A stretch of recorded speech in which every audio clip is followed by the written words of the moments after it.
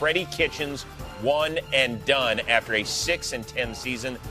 Expectations so high after the Odell Beckham Jr. trade and the fact that he was the offensive coordinator over the last 7 games where Cleveland actually looked like a really solid football team coming into 2019. And for more on this, we welcome in Ian Rappaport. All right, Ian, a lot of people thought maybe Freddie Kitchens would get a second bite at the apple. Why didn't he?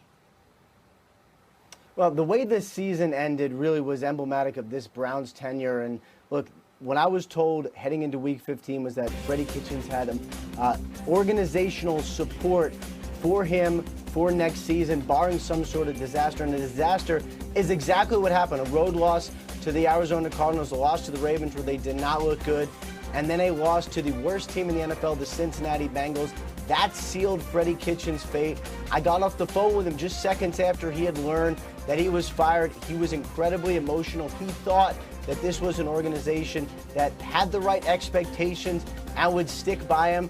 That is, in fact, what he was basically told from those inside the organization. I had several meetings with them about plans for next year. After all of this, Jimmy Haslam decides to make another coaching change, his 5th since he has owned the team. Freddie Kitchens now out, and once again, in what is seemingly a rite of passage every single year, the Browns are looking for a new head coach. All right, Ian Rappaport, you'll be working the phones all night. We'll see you later tonight on NFL Network and, of course, Monday on the Aftermath as well, and Good Morning Football.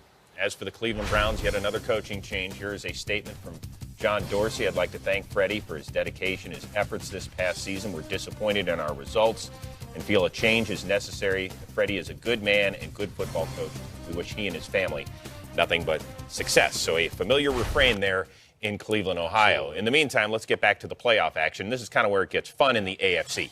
We knew that the Buffalo Bills were locked into the 5 seed, but there were 3 teams still alive for that coveted 6th spot. You had the Titans, the Steelers, and the Raiders. Yeah, that highly coveted 6th spot. All the Titans, all they had to do was get a win over the 4 seed Houston Texans, and their playoff ticket would be punched. That's a little bit easier said than done because Houston, they won the last 2 meetings. And remember Week 15, not so long ago, 24-21. Yeah, Houston seems like yesterday. But how about Mike Tomlin, Devlin Hodges? The Steelers, they can clinch a playoff berth with a win and a Titans loss. And then there's John Gruden and Derek Carr. Hey, how about this? Raiders, they clinch a berth with a win and both Titans and Steelers losses and a Colts win and have the strength of victory tiebreaker over the Steelers, which they had with the Bears winning in the morning. And then there's the Colts. They must win to keep the Raiders' playoff chances alive. Chris!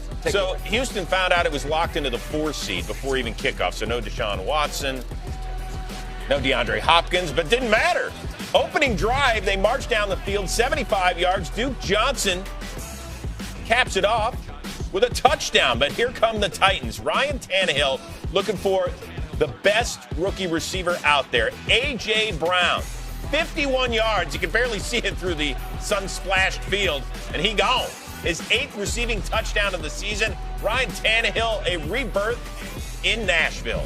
Absolutely. In Baltimore, the Charm City, no Lamar Jackson in this one. He's already got the MVP locked up. So Mike Tomlin on looking, 1st and goal. Benny Snell from 4 yards out. Don't mind if I do. Steelers out in front. It's now a 7-6 contest. But let's get back to Houston, please. Yeah, so the Titans know they're getting a little pressure from that game in Baltimore. Right, Mike Vrabel in a 7-7 game. Tannehill to Michael Pruitt. Look at Tannehill. I'm not so sure he should have thrown that one, but it works. 14-7, and Marcus Mariota's like, okay, you can have my job as long as you get me a playoff share. Good call. Meantime, in Denver, the Raiders, they need to win to stay alive, and Hunter Renfrow, one of the great members of the rookie class, gets in, or does he? Every scoring play is reviewed, and they say, nah, we're overturning that. His tuchus was down at the 1. So next play on 4th and goal, Alec Ingold, the rookie fullback. Does he get in?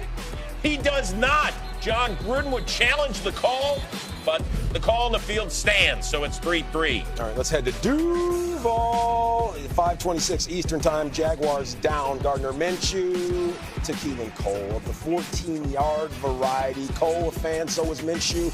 Jaguars and their faithful up 13-10. But Colts moving. Marlon Mack, here he is.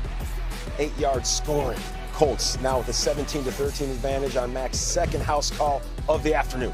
All right, in Denver, the Raiders, we got to get something going, right? 3rd and 5 from their own 33. Derek Carr to Marcel Aitman. That's good. That ain't good. Ball gets ripped out by Trey Marshall, and Denver recovers at midfield. The Raiders missing out on some opportunities. John, your thoughts? How many coats does he have on? Like 6 or 7. Yeah, it's the Rockies. All right, back to Baltimore.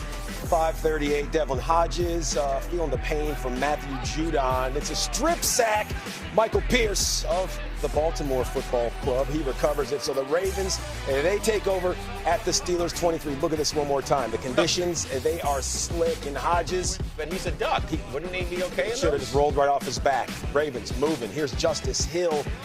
And there's an 8-yard Justice Hill touchdown. Second rushing touchdown this season. Tomlin in disbelief, and the Ravens with a 16-7 cushion at the break. Meanwhile, in Denver, 5:44 Eastern, 1st and goal after that fumble. Drew Lock, he's played pretty well in those few games as a starter. Hits Andrew Beck, and Denver's up 10-3 at the break.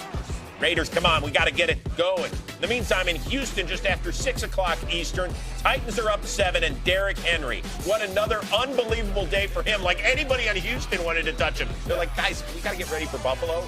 Go ahead. He may get in there. Yeah, he's a gigantic human being. In the meantime, back in Baltimore, just after 6 o'clock Eastern time, 3rd quarter, T.J. Watt, Steelers team MVP, tells Gus Edwards, you're going to put this on the ground. Joe Hayden, he recovers. So Steelers added a field goal. They were within a 6 spot. Back in Jacksonville, 6:18 East Coast time, Gardner Minshew and Raquel Armstead playing a little go-get-it player, and that's exactly what would happen. Jags with a 24-20 lead. They made good on the 2-point convo, and that's always good news. So that wasn't good for the Raiders, but this was, because in Houston, A.J. McCarron, who got the start, look at him, keep it alive, and then go get it, my man. Houston down just a 7 spot, and Deshaun's like, yeah, I don't know why he works on me. That's the only thing. Okay, he's probably listening. In the meantime, Tannehill, A.J. Brown joined Ernest Givens as the only rookie receivers in franchise history to top 1,000 yards in the season. Nate Burleson, a little toe drag swag and a completion percentage of well under 10%, at least probability. Yep. But he got it going. Very next play, Derrick Henry met at the goal line. I am still getting in. His 15th rushing touchdown of the year. Titans have a 2-touchdown lead. Back to the home of Elvira Hancock. That's Baltimore. Robert Griffin III. He's in, and what does he do extremely well? Run the football. 8-yard pickup to the Steeler 49. It's a 1st down. Ravens added a field goal for a 9-point